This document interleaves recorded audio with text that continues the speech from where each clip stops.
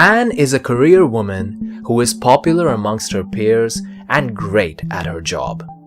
Friends and colleagues describe her as focused, meticulous, and high-achieving.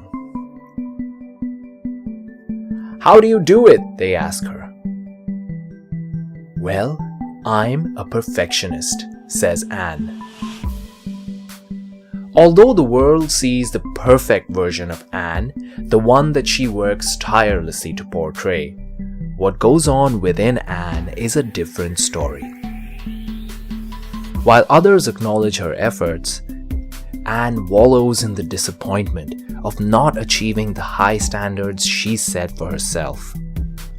The constant search for perfection has created an unrelenting sense of anxiety in her. When she makes a slight mistake or fails to meet her goals, she sinks into depression, aided by the harsh and critical way she talks to herself. Soon, Anne starts getting sucked into a vicious cycle of perfectionism. Her team starts finding it difficult to work with her because she sets impossibly high standards, often coming down heavily on people not measuring up. She spends a lot of time focusing on minor details and struggles with delegation, leading to project delays. So, what's going on here? A case of perfectionism. That's what's going on here. Perfectionism, according to the APA dictionary, is the tendency to demand of others or of oneself an extremely high or even flawless level of performance in excess of what is required by the situation. Propelled by an increasingly competitive economy, work culture, and social media culture, perfectionism has become a rising mental health concern, with increased prevalence over the last few decades, 33% since 1989.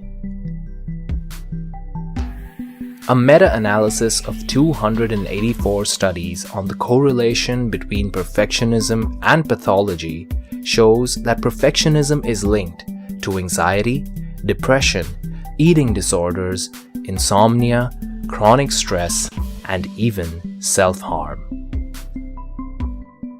The mental health consequences of perfectionism lead to a significant reduction in the productivity and efficiency of employees, consequently affecting the organization. "I'm not a perfectionist. I just have a high drive for excellence." That's true. There are many people who are highly driven but do not necessarily have a case of perfectionism. Here are the common traits of a perfectionist that differentiate them from high achievers. If you can spot these in yourself, then it may be time to reconsider the meaning of the word perfect.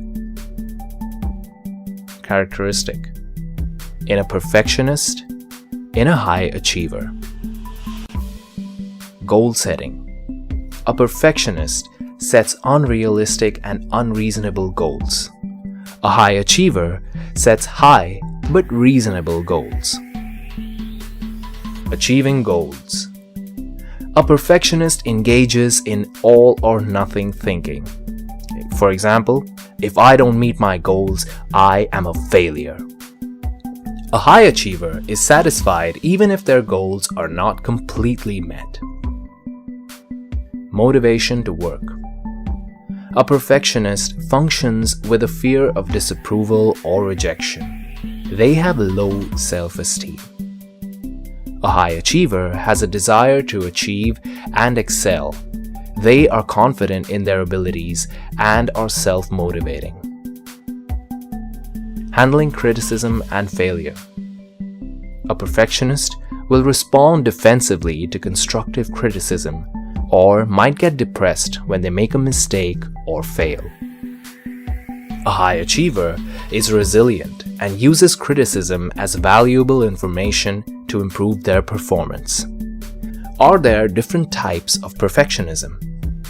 Yes, According to Dr. Randy Frost, who developed a scale to measure perfectionism, there are 3 types. The first, self-oriented perfectionism, holding oneself to high standards. Other-oriented perfectionism, holding others to high standards and a tendency to judge or micromanage or criticize. Socially prescribed perfectionism, holding oneself to high standards because of perceived social pressure. Is perfectionism seen in the workplace? Yes, of course it is.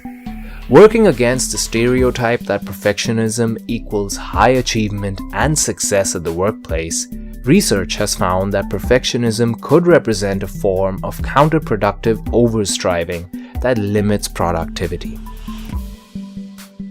A work culture where there is a lack of tolerance for anything other than perfection leads to burnout, a global concern affecting nearly 3 in 5 employees. Perfectionism was also found to be a defining personality trait in the imposter syndrome, which involves feelings of self-doubt and personal incompetence that persist. Anywhere between 9 and 82% of people reported experiencing these feelings in a review of 62 studies done on this syndrome. Could perfectionism be a red flag for underlying mental health conditions? Yes, it can be. According to the APA, perfectionists have a proclivity for depression and anxiety, especially when they encounter failure. The personality trait of perfectionism can also be a symptom of OCD. Consider these perfectionist behaviors: repeatedly revisiting or revising reports, presentations to get the alignment or the word count right. Ruminating on decisions that have already been taken. Spending excessive amounts of time on minor details of redoing work to get it right. Procrastinating on work due to a fear that it cannot be perfected.